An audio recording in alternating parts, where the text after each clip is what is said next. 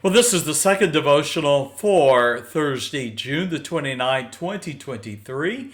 It's taken from 1 Samuel chapter 13, and we're going to be examining the subject of character flaws.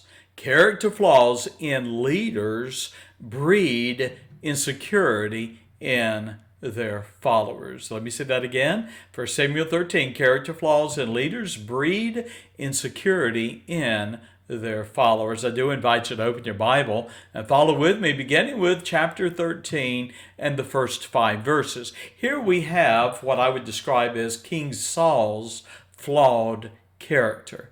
Now we know that it was in the second year of Saul's reign that he chose to maintain a small standing force of 3,000 men, while the balance of his army returned to their homes, verses 1 and 2. Now Saul divided that small army of 3,000 into 2 companies. 2,000 soldiers remained with him, while a force of 1,000 soldiers was subject to Jonathan, Saul's son.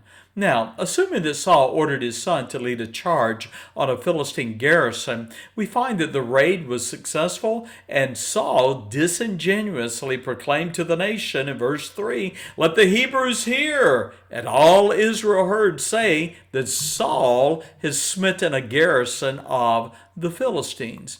Well, we know that was a lie. It was actually the son of Saul, Jonathan, who had done so, but as he would often prove throughout his life, Saul took credit for that which he had not done. And so a consequence of the raid on the garrison was, though, however, that Israel had committed what was considered by the Philistines an abomination.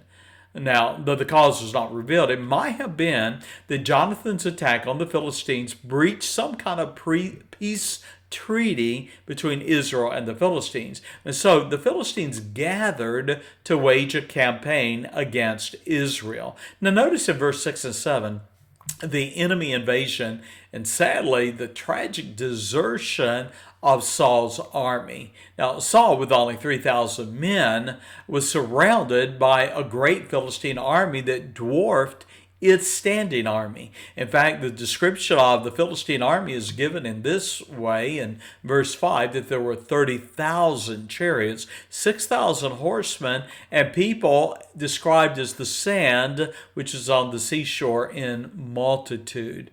Well, King Saul, seeing the multitude of the force aligned against him, and Israel's soldiers seeing the same, Israel's soldiers panicked.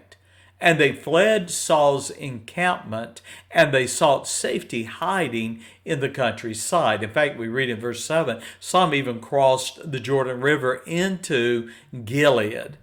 Now, coming to 1 Samuel chapter 13 and verse 8 and 9, we find where King Saul usurped Samuel's role and authority as the judge in Israel. Now, Saul waited on Samuel's arrival, we read, at his encampment after that horrendous defeat.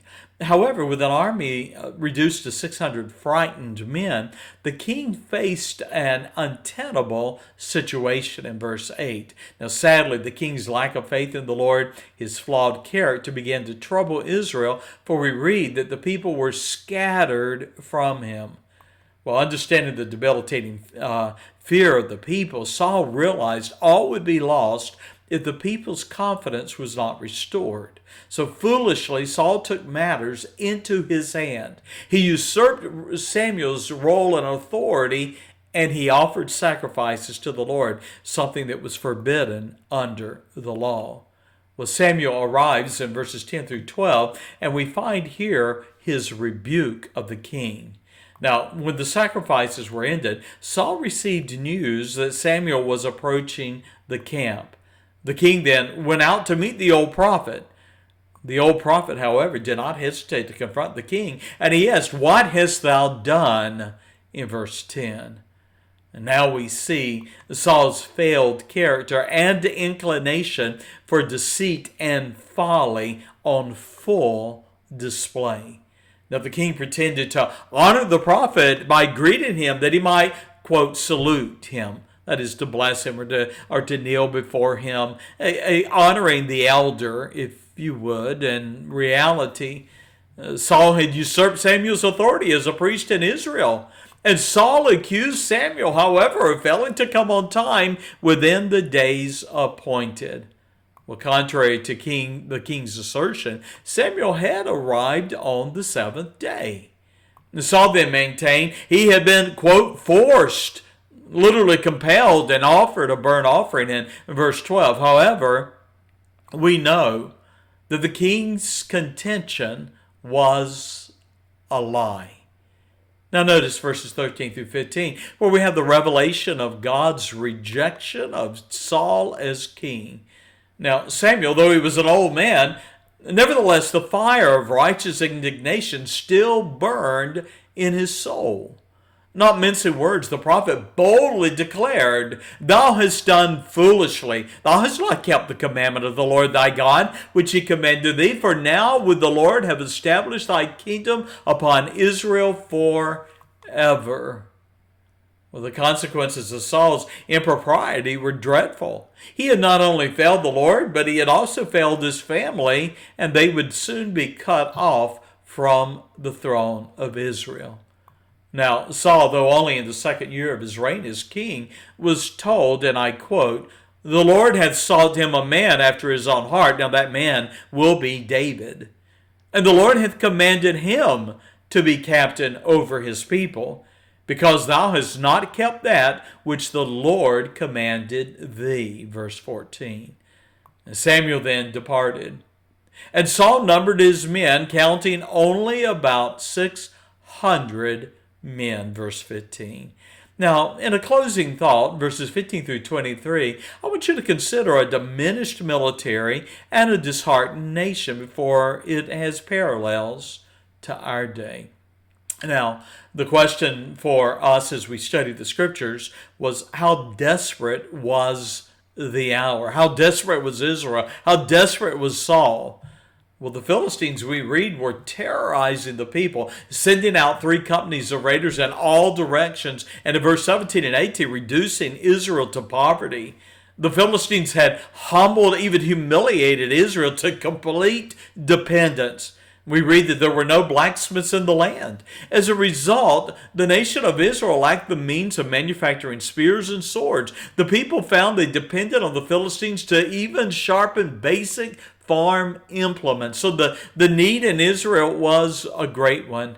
In fact, how devastated was Israel? We read that in all of Israel there were only 2 swords, Saul's and his son Jonathan's, in verse 22.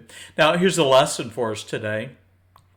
And it is this: character flaws in leaders breed insecurity in their followers. That is true for a nation. It is true for an institution. It is true for a company. It is true for a university, for a college. It is true for a church and even a family. Character flaws in leaders breed insecurity in their followers. You see, Israel had come to recognize Saul's lack of integrity and flawed character. As a nation, the people had lost faith in their king, and they lacked the confidence and courage to face their enemy. And tragically, the people had turned from the Lord. Now, an application: Israel's quandary as a nation was this: a weakened military, the loss of manufacturing capabilities to foreign adversarial countries, and then flawed leaders who lacked character and integrity. Let me read that again. Israel's dilemma as a nation was threefold: a weakened military, the loss of manufacturing capabilities to foreign adversarial countries, and flawed leaders who lacked in character and integrity. Let's be honest. That sounds very familiar to our day. It seems that all over the world today that there is a vacuum of leadership. And sadly, even my own country now is facing that harsh reality. Oh, that we might turn back to God. That we would choose leaders who were men or women of faith, godly, people with character and integrity. So maybe it's a good time to ask the question, what manner of man or woman are you? Thank you for being a part of this Heart of a Shepherd devotion. I so appreciate your following these devotionals. I pray that they are concerned as we are uniquely following a chronological study of the Scriptures. God bless you. Have a great day, and bye-bye.